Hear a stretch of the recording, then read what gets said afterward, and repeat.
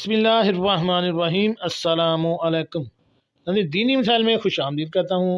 मेरा आज का बयान हदीस की रोशनी में है कि आईब्रोज बनवाने के मुतल्लिक़ शरई हुक्म क्या है, और इसके अलावा अगर शौहर औरत को हुक्म दे तो औरत आईब्रोज बनवाने पर गुनाहगार होगी या नहीं। चलिए नाज़रीन, चलते हैं इन सवालात के जवाबात की जानब। नाज़रीन, आईब्रोज बनाने के मुतल्लिक़ शरई हुक्म।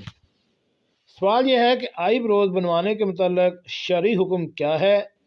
अगर शौहर बीवी को हुक्म दे तो क्या बीवी आईब्रोज बना सकती है या नहीं। तो नाज़रीन, इस सवाल का जवाब यह है कि अगर किसी खातून की आबरू के बाल ज़्यादा फैले हुए हों और बदनमा मालूम होते हों तो ये अज़ाला ऐब के है।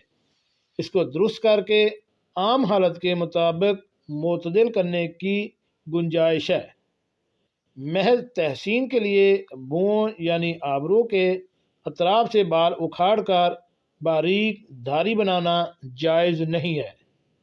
इस पर हदीस में लानत वारद हुई है।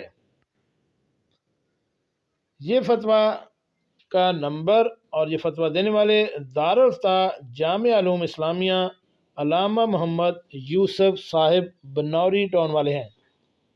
अगर आपको इस फतवे के मुतल्लिक़ किसी भी किस्म का कोई इतराज़ हो या कोई भी मालूमाती सवालात हो तो हमें कमेंट्स बॉक्स में लाजमी कमेंट्स कीजिएगा, और पसंद आने पर इसको अपने दोस्तों को व्हाट्सएप और फेसबुक पर लाजमी शेयर करते हैं। ऐसी मालूमाती वीडियो हासिल करने के लिए मेरे इस चैनल दीनी मिसाइल को